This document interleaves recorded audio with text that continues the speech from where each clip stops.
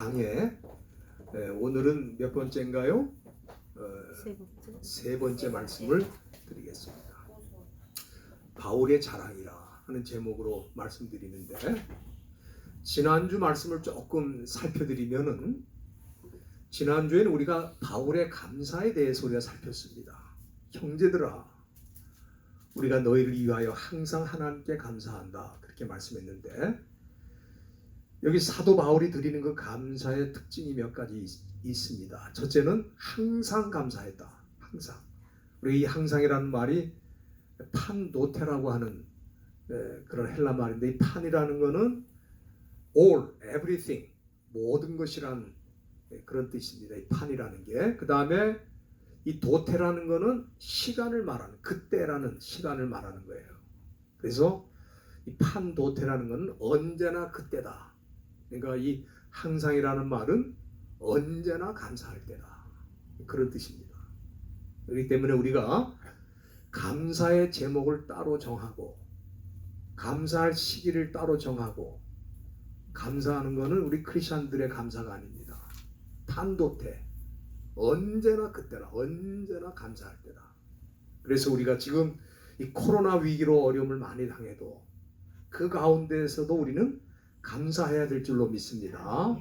그리고 여기 감사의 대상을 분명히 했어요. 하나님께 감사한다. 사실 전 세계 인구가 한 75억 정도 되는데, 이 75억 인구 가운데 하나님께 이처럼 늘 감사하면서 사는 사람이 얼마나 될까? 제가 보기에는 5% 될까 말까 할 것 같아요. 전 세계 인구 가운데 95%가 하나님께 감사하는 걸 모르고 사는 거예요. 이 비극입니다. 저와 여러분들은 하나님께 감사할 수 있는 사람이 된 거 얼마나 저는 놀라운지 모르겠어요. 밥 먹을 때나 무슨 일을 할 때나 하나님께 감사한다. 심지어 어려운 일을 당하고 또 괴로운 일을 당하고 실패할 때도 우리는 하나님께 감사한다. 사도 바울은 감사의 대상이 분명했어요. 하나님께 감사한다. 그리고 바울이 무엇을 감사했는가? 두 가지 감사한 것을 제가 말씀드렸습니다. 첫째는 데살로니가 교회 성도들의 믿음이 자란 거. 믿음이 자라는 거. 우리가 감사 제목 뭐 여러 가지 있습니다만은 믿음이 자란 거 얼마나 중요합니까? 여기 자라다고 하는 거, 우리 한국말 성경은 그냥 잘하다 이렇게 되어 있습니다만은 원래 그 헬라 말로는 후페르 아욱사노, 후페르라는 것은 over, beyond, 넘친다는 그런 뜻이에요. 그리고 이 아욱사노라고 하는 것은 사실은 이게 잘하게 하는 걸 말하는 거거든요. 그러니까 어느 정도 잘하냐 하면은 grow, beyond measure.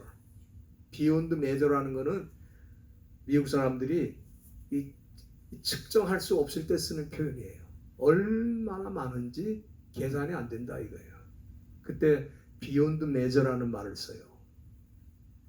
그러니까 잘하는데 그냥 잘한 게 아니고 beyond measure, 이 측량할 수 없을 정도로, 상상할 수 없을 정도로 그렇게 잘한다, 그걸 말하는 거예요. 데살로니가 교회 성도들이 믿은 지 얼마 안 되는데 이렇게 믿음이 잘 자라고 있었어요. 그래서 감사한 거예요. 두 번째 감사 제목은 3절 끝에 보면은 너희가 각기 서로 사랑한다 그랬어요. 근데 그 사랑이 풍성하다 그랬습니다. 여기 사랑이라는 말이 나오는데 원문에는 아가페로 되어 있습니다. 우리 거룩한 사랑, 하나님의 사랑을 아가페라고 그러죠. 꼭 그렇게 쓰인 건 아니지만은 대체적으로 아가페는 하나님의 사랑을 표현할 때 많이 썼던 그런 단어입니다. 그런데 그 교회 안에 한두 사람이 그렇게 사랑한 게 아니고 all of you, 그 교회 안에 모든 사람이 다 그렇게 사랑이 풍성했다는 거예요. 여기 풍성하다는 말도 참 그 의미가 깊은 단어인데 그냥 많은 게 아닙니다.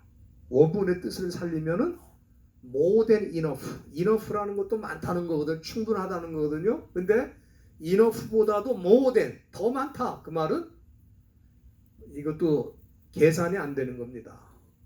그렇게 풍성하다. 우리 주님의 그 풍성한 사랑으로 인해 우리가 이 자리에 있게 된 줄로 믿습니다. 이 풍성한 사랑이 있었기 때문에 데살로니가 교회 성도들도 그 어려움을 뚫고 승리하면서 나온 거예요. 서로가 그렇게 뜨겁게 사랑하는 그 사랑으로 뭉쳐서 그 어려움을 뚫고 나왔다. 그래서 사도 바울이 하나님 앞에 감사를 드릴 수밖에 없었다. 이제 그런 말씀입니다. 오늘은 본문에 이 사도 바울의 자랑에 대해서 나오는데, 사도 바울의 자랑. 사실 우리 하나님이 이 자랑하는 걸 별로 좋아하지 않아요. 여러분들이 구약성경 예레미야서 9장을 한번 보시길 바랍니다. 예레미야서 9장 23절 말씀, 예레미야서 9장 23절에 보면은 우리 하나님의 말씀이 나오는데, 하나님께서 뭐라고 말씀하셨느냐? 여호와께서 이같이 말씀하시되 지혜로운 자는 그 지혜를 자랑치 말라. 용사는 그 용맹을 자랑치 말라. 부자는 그 부함을 자랑치 말라. 그 말씀을 여러분들 펴놓고 잘 보시기 바랍니다. 여기 보면은 사람들이 자랑하고 싶은 거가 거의 다 나와 있어요. 그렇지 않습니까? 사람이 자랑하고 싶은 게 뭐예요? 지혜와 지식이 많으면 그걸 자랑하고 싶죠. 그래서 아는 척 한다고 그러잖아. 아는 척. 공부한 사람들이 보면 아는 척을 해. 왜? 자기 지식이 이만큼 있다. 자랑하고 싶어. 좋은 학교 나오고, 또 공부를 많이 한 사람들은 자기 지식을 자랑하고 싶어요. 어디 가든지. 그런데 우리 하나님은 그 지혜나 또 그 지식을 자랑하지 말라. 두 번째는 여기 용맹을 자랑하지 말라. 이 용맹이라는 게 육체적으로 강한 걸 말하는 거죠. 또 더 나아가서 육체적으로 잘난 걸 말합니다. 힘이 있든지 얼굴이 이쁘든지 다 자랑하고 싶잖아요. 육체적으로 장점이 있는 사람들은 어디 가서 또 자랑하고 싶어요. 그리고 세 번째는 여기 부함을 자랑하지 말라. 요즘은 제일 사람들이 자랑하고 싶은 게 이 돈이라, 돈. 그래서 하여튼 이 돈 자랑하는 사람들 보면은 뭐 핸드백도 몇만 불짜리 그냥 막 사요. 묻지도 따지지도 않고 사. 왜? 내가 돈이 이렇게 많은 사람이야. 그거거든. 지금 중국이란 나라가 거의 10억, 13억, 뭐 인구가 정확하게 몰라요. 그 나라가 얼마나 많은지. 하여튼 13억이라고 잡고 13억 중에 1억 정도의 인구는 자기가 매일같이 명품을 살 정도로 돈이 많아. 그 돈이 많은 사람들이 다 공산당이에요. 다 공산당. 커뮤니스트들이 돈이 많아. 그럼 나머지는 어떠니? 나머지는 하루에 5불도 못 번다는 거예요. 하루에 5불도. 12억 정도의 인구가 5불도 못 버는 나라야. 참 그 괴이한 나라죠. 괴이한 나라. 이 공산주의 국가는 다 괴상한 나라들입니다.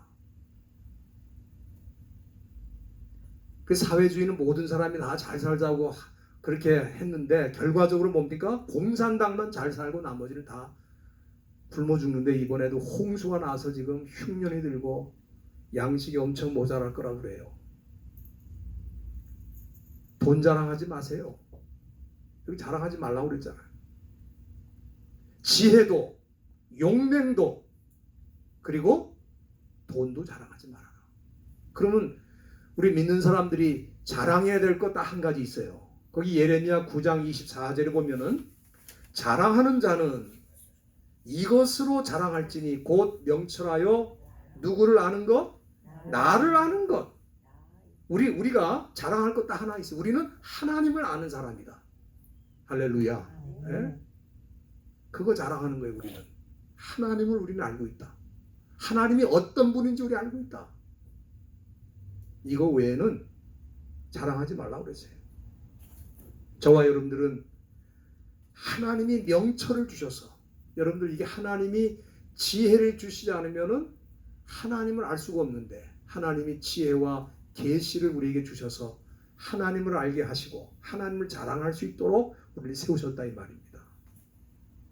그 외에는 자랑하지 말라는 거예요. 우리 하나님이 자랑하는 걸 싫어하세요. 여러분들 야고보서 4장 16절에도 보면은 거기 뭐라고 했냐면은 야고보 사도는 자랑하는 게 악하다 그랬어요. 자랑하는 게 악하다. 예? 자랑하지 말라가 아니라 자랑하는 게 어떻다고요? 악하다는 거야, 악하다. 야고보서 4장 16절 말씀 우리 한번 납혀서 보시길 바랍니다. 거기 보면은 이제 너희가 허탄한 자랑을 자랑하니 이러한 자랑은 뭐예요? 다 악한 것이라고 그러죠. 여기 허탄한 자랑이라는 말이 나오는데 알라조네이아라는 그런 헬라 말입니다. 알라조네이아는 뭐냐면은 쉽게 말하면 요즘 말로 이렇게 제가 표현을 드리면은 자기 자신에 푹 빠진 거야. 이 허탄하다는 말이 그런 뜻입니다. self confidence. 자기 자신에 푹 빠져갖고 자기가 최고고 자기처럼 잘난 사람 없고 자기처럼 돈 많은 사람도 없고 자기처럼 능력이 많은 사람도 없고 자기 자신의 도취가 돼가지고 푹 빠지는 걸 말하는 거예요. 허탄하다는 거를. 그런 거를 자랑하는 거는 여기 16절에 뭐라 그랬어요? 다 악한 거라고 그러세요. 악한 거. 근데 지금 이 시대가 자기 자랑을 못해서 난리잖아. 다 자기 자랑을 못해서. 성경에 보면은 이 사도 바울이라는 사람은 자랑하지 말라고 그러는데도 자랑을 많이 한 사람이에요. 사도 바울은. 예? 그런데 그 자랑의 내용이 다르다 이 말이에요. 그럼 뭘 자랑했는가? 여러분들이 고린도후서 11장 30절 한번 보시기 바랍니다. 이 말씀은 한번 다 찾아주시길 바랍니다. 고린도후서 11장 30절에 보면은 사도 바울이 자랑한 게 있어요. 뭘 자랑한가 한번 보겠습니다. 30절 시작. 내가 부득불 자랑할진대 나의 약한 것을 뭘 자랑한다고요? 나의 약한 걸 자랑한다는 거야. 나의 장점, 나의 가지고 있는 사람들은 다 그런 걸 자랑하는데 사도 바울은 자기의 약한 걸 자랑한다는 거예요. 그럼 왜 약한 걸 자랑했느냐? 여러분들 그 이유가 궁금하지 않습니까? 고린도후서 12장 조금 더 넘겨서 9절에 보면은 그 왜 약한 걸 자랑하는지 이유가 나와 있어요. 우리 한번 9절도 읽습니다. 시작. 내게 이르시기를 내 은혜가 내게 족하도다. 이는 내 능력이 약한 데서 온전하여짐이라 하신지라. 이러므로 도리어 크게 기뻐함으로 나의 여러 약한 것들에 대하여 자랑하리니 이는 그리스도의 능력으로 내게 머물게 하려 함이라. 여러분들 내가 잘났다, 내가 능력이 있다, 내가 강하다 그런 사람들은 하나님이 함께 하실 필요가 없어요. 왜? 아니 자기가 잘났는데 자기 능력으로 살면 되지 하나님이 뭐가 필요하겠어요? 그렇지 않습니까? 근데 사도 바울이 예수를 만나고 보니까 그 전에는 자기가 세상에서 최고로 잘난 사람인 줄 알았는데 예수를 만나보니까 자기처럼 부족하고 모자란 사람이 없는 거예요. 자기처럼 약한 사람이 없는 거예요. 그리고 예수 안에서 자기 약한 걸 왜 자랑하느냐? 그렇게 함으로써 그리스도의 능력이 내게 머물게 한다 그랬어요. 그렇지 않겠습니까? 하나님이 그런 사람들과 함께 하시고 그런 사람들을 붙들어 주시고 그런 사람들에게 능력을 주시기 때문에 사도 바울은 뭘 자랑한다? 나의 강한 것을 약한 것을 자랑했다 이 말이에요. 오늘 저와 여러분들도 그렇게 사는 줄로 믿습니다. 오늘 이 본문 말씀에도 사도 바울의 그 자랑이 나와 있어요. 사도 바울의 자랑. 4절 본문 4절 끝에 보면은 뭐라 그랬습니까? 네? 하나님의 여러 교회에서 우리가 뭐 한다? 친히 자랑한다 그랬어요. 지금 사도 바울이 자랑을 어디 가서 하냐면 여러 교회 가서 한다 이 말이에요.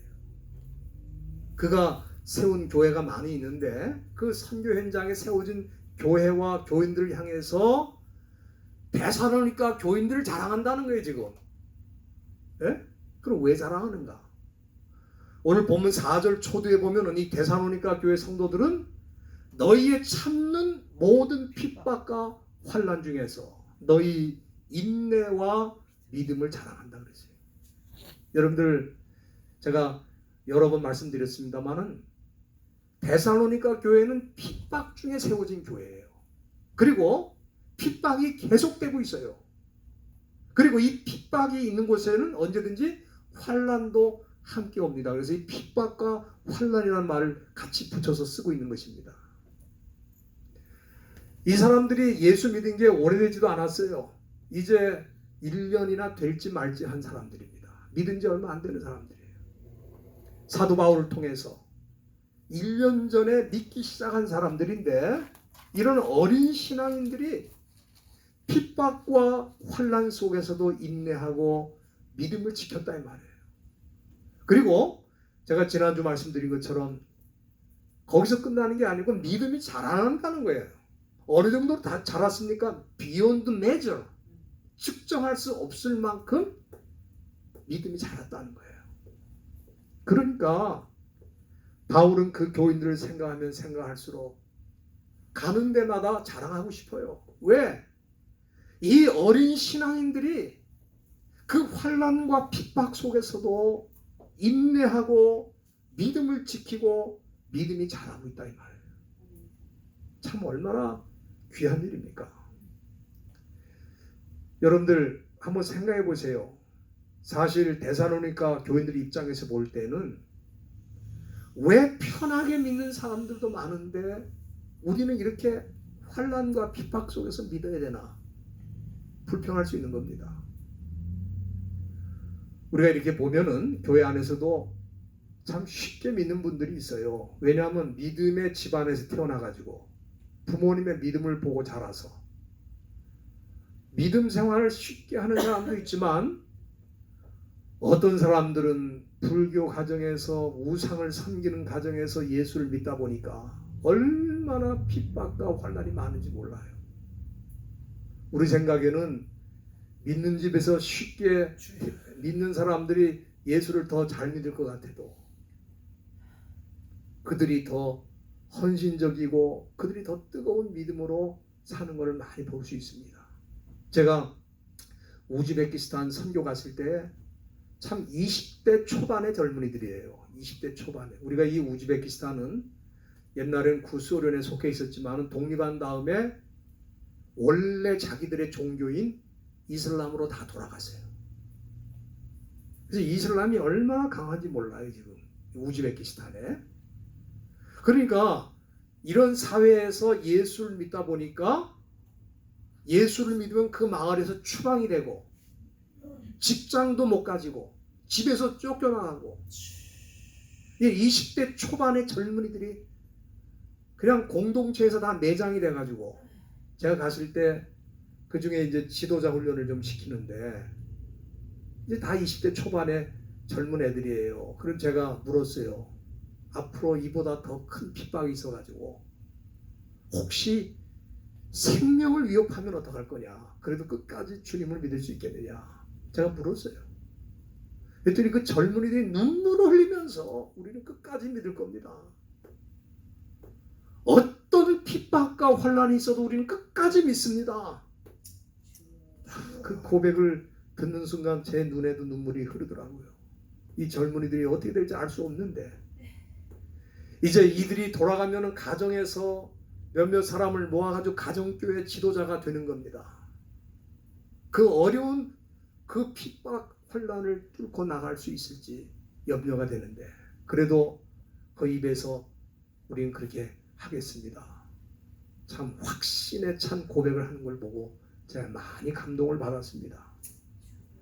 지금 사도 바울이 데살로니가 교회 성도들을 보니까 그런 사람들이라 이 말이에요. 우리가 예수 믿으면 이렇게 어려운 핍박이 많은 줄 알았으면 우리가 안 믿을 건데 잘못했습니다. 그리고 세상으로 돌아간 게 아니고, 그럼에도 불구하고 신앙을 지키고 인내하고 또 믿음이 자라고, 이것을 생각하면 자랑하지 않을 수 없었다는 거예요. 그러면은 우리가 좀 질문이 여기서 생기는 겁니다. 무슨 질문이냐 하면은, 데살로니가의 어린 성도들이 고난 중에 예수를 믿게 되고 그리고 핍박과 고난 속에 이렇게 믿음의 길을 가고 있는데 왜 그들은 그렇게 가야만 되는가? 그겁니다. 그게 제 질문이에요. 두 가지 이유가 있는데, 첫째는 5절에 보면은 이는 하나님의 공의로운 심판의 표라 그랬어요. 이건 무슨 얘기냐면은 그들이 그렇게 믿음의 길을 가고 있는 그것이 하나님의 공의로운 심판과 연결이 되어 있다는 이 말이에요. 그게 무슨 뜻이냐면은 여러분들 지금은 어떻습니까? 이 핍박하는 사람들이 권력을 가지고 힘을 가지고 예수 믿는 사람들을 짓밟고 있는 거 아닙니까? 그렇죠? 그들을 잡아다가 고문을 하고, 예? 그들을 잡아다가 채찍질을 하고, 그들을 잡아다가 괴롭힐 때 아마 그런 사람들 가운데는 희열을 느끼는 사람도 있을 거예요. 이 인간들이 예수를 믿지 말라고 그렇게 말하는데 말도 안 듣고, 예? 황제 숭배를 거부하고 다른 사람들이 하는 것처럼 하지를 않고 이렇게 예수를 믿는다고, 예? 별것도 아닌 인간들이 이러고 있으니까 그것들을 막 채찍으로 때리고 핍박할 때 얼마나 희열을 느끼겠어요. 우리가 강자고 우리가 힘이 있는 거지, 너희들은 아무것도 아니, 너희들 지금 하나님 믿는다고 그래도 하나님이 너희들 돕는 게 뭐가 있냐? 아무것도 없잖아. 그러니까 이제라도 예수 믿지 말고 신앙생활을 떠나라 이 말이에요. 그러면서 얼마나 채찍을 휘두르고 때리겠습니까? 여러분들 히브리서 11장 한번 열어주시길 바랍니다. 거기 보면은 예수 믿는 사람들이 어떻게 핍박을 받은지에 대해서 거기 나와 있어요. 여러분들이 그 11장 한번 다 펴주시길 바라는데, 히브리서 11장 36절에 보면은 또 어떤 이들은 희롱과 채찍질 뿐 아니라 결박과 옥에 갇히는 시험도 받았고, 돌로 치는 거, 이 돌로 치는 거는 아무것도 아니에요. 그 다음에 뭐가 나오냐면 톱으로 켠다고 해서 톱으로 나무를 자르듯이 사람을 자르는 거예요. 톱으로. 시험과 칼에 죽는 거, 그리고 양과 염소의 가죽을 입고 유리하고 궁핍과 환난과 학대를 받았으니, 이게 당시 예수를 믿는 사람들이 당하던 핍박의 모습이라 이 말이에요. 네? 어떻습니까? 만일 이 시대에 예수 믿는 사람들에게 그런 핍박이 찾아온다면 누가 예수를 믿겠어요? 누가? 아니, 예수 믿는 사람을 잡아다가 때리는 거는 뭐 아무것도 아니고 톱으로 토막을 낸다고 생각해 보세요. 누가 예수를 믿겠어요? 그런데 이들은 끝까지 믿음으로 나갔다 이 말이에요. 그래서 히브리 기자는 뭐라 그러냐면은 38절에 이런 사람은 세상에 감당치 못한다 그랬어요. 그런 정도로 믿음으로 끝까지 나간 거예요. 그럼 왜 그들이 그렇게 했느냐? 우선 그런 핍박이 끝날 때가 있다는 겁니다. 여러분들 다시 본문으로 돌아가서 5절 말씀에 보면은 이는 하나님의 공의로운 심판의 표요 그랬어요. 이 공의로운 심판의 표라는 것은 공의로운 하나님의 심판이 나타날 때가 있다는 거예요. 네? 그리고 그 모든 것이 끝나게 되면은 6절에 보면은 너희로 환난받게 하는 자들에게는 환난으로 갚으시고 그랬습니다. 그게 분명히 그랬죠. 그 다음에 8절에도 보면은 뭐라 그랬어요? 하나님을 모르는 자들과 우리 주 예수의 복음을 복종치 않는 자들에게 형벌을 주신다. 그러니까 이 얘기는 뭐냐면은 그들이 칼을 들고 채찍을 들고 톱을 들고 사람들을 핍박하고 괴롭혀도 그들의 시대가 끝날 때가 있고 그들이 하나님의 공의에 의해서 심판을 받을 때가 있다는 거예요. 얼마나 굿뉴스입니까? 끝날 때가 있다는 거예요. 어떤 괴로움이나 어떤 어려운 일도 끝날 때가 있는 거예요. 여러분들이 코로나도 끝날 때가 있습니다. 네? 끝날 때가 있어요. 그 다음에 끝나는 게 문제가 아니라 이 말이에요. 여기 9절에 보면은 그들이 형벌을 받는데 그 형벌은 영원하다 그랬어요. 여기 9절에 보면은 이런 자들이 주의 얼굴과 그의 힘의 영광을 떠나 영원한 멸망의 형벌을 받으리라. 여러분들, 예수 믿는 사람들이 이 시대에 이 어려운 상황 속에서 핍박을 받는 거는 끝날 때가 있다는 거예요. 그게 지속적으로 계속될 것 같고, 예? 끝이 없이 갈 것 같아도 끝날 때가 있는 거예요. 공산주의가 끝날 것 같지 않지만 끝난다 이 말이에요. 소련에서 끝났고 독일에서 끝났어요. 그 다음에 헝가리나 폴란드에서 다 끝났어요. 이제 중국에서도 끝나고 한국에서도 끝나고 북한에서도 끝납니다. 끝날 때가 있어요. 그게 영원한 게 아니에요. 그럼 끝나면 끝나는 걸로 끝나느냐? 끝나지 않는다 이 말이에요. 영원한 형벌, 그렇게 수많은 사람들을 괴롭히고 죽이던 사람들의 결국이 그냥 있는가? 그렇지 않다 이 말이에요. 영원한 멸망의 형벌이 있다. 사도 바울이 분명히 여기 밝히고 있는 것입니다. 그러나 우리 믿는 사람들, 데살로니가 교회 성도들은 그렇게 어려운 핍박과 고난을 받고 있는데, 그것이 그들을 괴롭히는 자들에게는 멸망의 표가 되는 거고 하나님의 공의의 표가 되는 거고, 믿는 그 사람들에게는 어떻게 되는 건가? 5절 중간에 보면은 너희로 하여금 하나님 나라에 합당한 자로 여기심을 얻게 하려 함이니. 그러니까 그들의 고난과 어려움은 하나님 나라와 연결이 되어 있다 이 말이야. 하나님 나라와 연결이 되어 있다. 근데 여기 합당히 여긴다는 말이 나와 있어요. 합당히 여긴다. 이게 참 아주 중요한 말입니다. 합당히 여긴다. 그 카타시오라고 하는 그런 단어입니다. 이 카타시오라고 하는 이 말은 두 단어예요. 카타는 얼롱, 몸을 따라서, 얼롱이라는 말이 영어의 몸으로 이렇게 따라서라는 그런 뜻이죠. 그 다음에 이 타시오라는 거는 악시오라는 말이에요. 악시오는 뭐냐면 어울린다는 뜻이에요. 그러니까 뭐뭐에 따라서 어울린다, 그런 뜻입니다. 여기 합당하다는 말이 뭐뭐에 따라서 어울린다, 그런 뜻이에요. 그럼 뭐를 따라서 어울린다 그 말이에요. 하나님 나라와 같이, 하나님 나라처럼 하나님 나라에 어울린다, 그런 뜻이에요. 하나님 나라에 어울린다. 여러분들, 믿는 성도들이 이 세상에서 모든 핍박과 혼란 속에서도 신앙을 지키고 인내하는 그 모습이 하나님 나라의 백성으로 어울린다 그 말이에요. 주여. 그런 사람으로 인정을 받는다, 그런 뜻입니다. 얼마나 귀한 일입니까?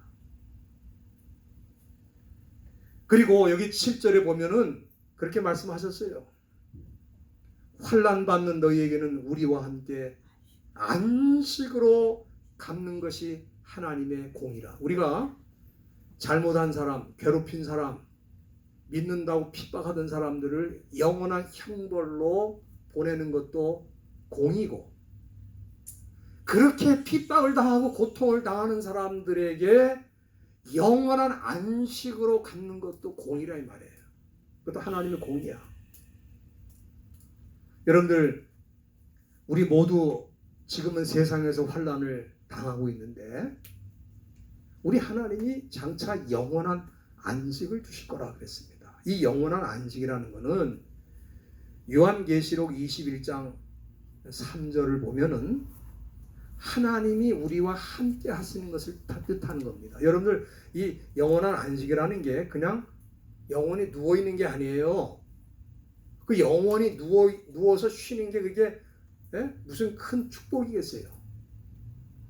영원히 하나님과 함께 하는 게 축복인 것입니다.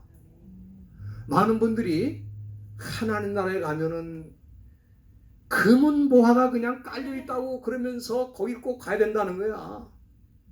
여러분들, 금은 보화가 이 세상에서는 귀하니까 값어치가 있는 거예요. 그런데 금은 보화가 다 깔려 있어가지고 어디든지 가서 돌처럼 금은 보화를 얻을 수 있으면 그게 뭐 그렇게 중요합니까? 그렇지 않아요? 어떤 사람은 그래, 집도 금으로 되고, 예? 나무도 금나무고, 모든 게 금이라. 얼마나 좋은 나라인지 모릅니다. 여러분들 그런 나라 가고 싶죠?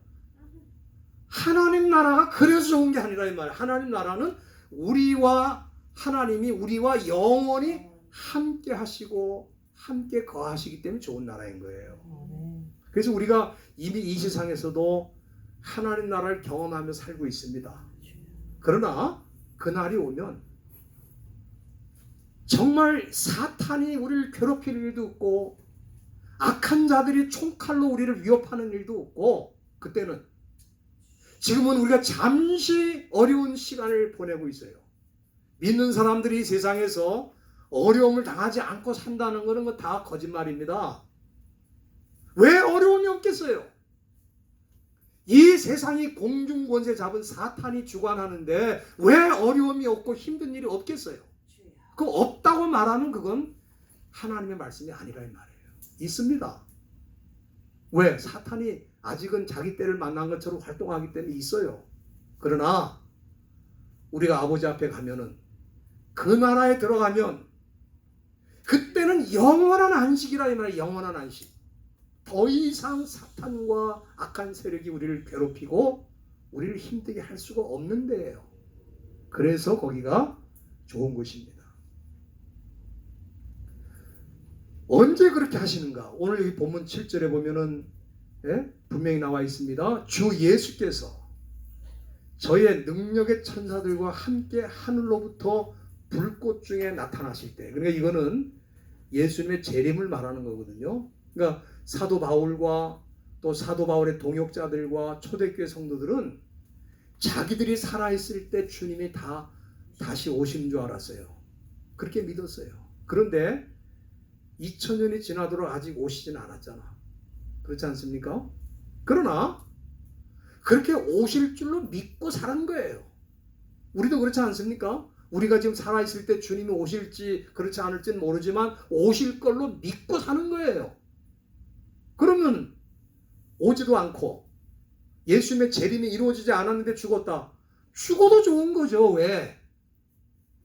그렇게 기다리다가 주님 앞에 가면은 영원한 안식 중에 거하다가 주님 이 세상에 다시 오실 때 육체가 부활해서 영원한 나라에서 영원히 살도록 그렇게 우리는 다 보장이 되어 있는 사람들이에요. 얼마나 감사합니까? 사도 바울에게는 우주적인 종말, 다시 말하면 주님이 다시 오심으로 끝나는 종말보다 개인적인 종말, 그가 하나님의 정한 수명을 채우고 하나님 앞에 간 종말이 더 빨리 온 거죠. 빨리 왔어요. 그러나 이미 영원한 안식은 시작이 된 거예요. 저는 그렇기 때문에 이 말씀을 보면서 누가 승리자인가? 지금은 채찍을 들고 예수 믿는 사람들을 때리고 칼을 들고 찌르고 톱으로 믿는 사람들을 잘라내고, 여러분들 이게 없었던 얘기를 하는 게 아니지 않습니까? 그런 핍박을 당했어요. 지금도 이 공산주의 국가나 또 모슬렘 국가에서는 그렇게 핍박을 받는 사람들이 있어요. 지금도 십자가에 달아놓고 불로 사람을 태워가지고 예수를 믿는다고 죽이는 일이 있어요. 그러나 잠깐이라 이 말이에요. 잠깐. 영원한 건 아니에요. 그게 오늘 이 본문 말씀 속에 형벌이 영원하다는 거야. 형벌이 영원하고 그들이 받을 형벌이 영원하고 우리가 누릴 안식이 영원하다 이 말이에요. 그렇기 때문에 이렇게 믿음의 길로 하나님 나라에 어울리는 방식의 삶을 살면서 끝까지 믿음과 인내로 살고 있는 그 어린 신앙인들이 생각하면 생각할수록 자랑스러운 거야. 예? 저도 그럴 것 같아요. 믿는 사람이 믿은 지 얼마 안 되는데 참 갖은 핍박을 다 받아도 끝까지 믿음으로 나가는 모습을 보면은 제가 얼마나 그 사람이 자랑스럽겠어요. 제가 지난주에는 예? 제가 처음으로 전도사로 나간 데가 경기도 파주의 대원교회인데 언더우드가 세운 교회예요. 지금 역사가 140년이 넘었어요. 지금 교회 역사. 근데 거기 제가 처음 전도사로 갔는데 그때 거기 고등학생들이 세상에 내가 여기 있는 걸 어떻게 알고 다 어떻게 해가지고 카톡으로 나를 다 연결시켜가지고 집단으로 들어와가지고 그 학생들이, 예?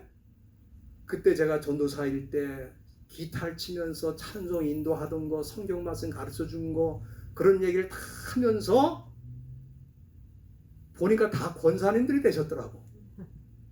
권사님만 된 게 아니야. 다 할머니야, 할머니.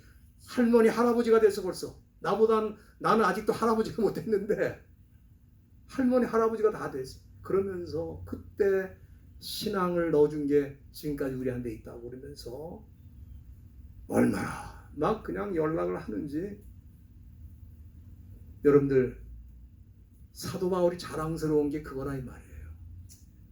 그 어린 신앙인들이 그 모든 핍박 혼란을 뚫고 하나님 나라에 어울리는 방식으로 살아가면서 소망을 하늘에 두고 세상의 모든 어려움을 이기고 나가는 그 모습이 너무 늠름하고 너무 멋지고 너무 자랑스러운 거야. 그래서 여기 여러 교회에서, 한두 교회가 아니라 여러 교회에서 우리가 친히 자랑한다 그랬어요. 여기 계신 분들이 다 그런 자랑거리가 되시길 바랍니다. 네? 믿음 때문에 자랑거리가 되는, 얼마나 멋진 모습인지 모릅니다. 오늘 이 시대 코로나 때문에 이렇게 주눅이 들어가지고 신앙생활을 하느니 마느니 그거 아닙니다. 네? 지금 이렇게 조금 어렵다고 해가지고 그냥 원망과 불평이 막 쏟아져 나오는데 그거 아닙니다. 칼로 자르고 톱으로 켜는 안에 있어도 믿음을 지키는 우리 신앙 선배들이 있었어요. 그들의 뒤를 따라가는 저와 여러분들이 다 되시기를 주의 이름으로 축원드립니다. 기도하시겠습니다. 하나님 아버지 감사합니다.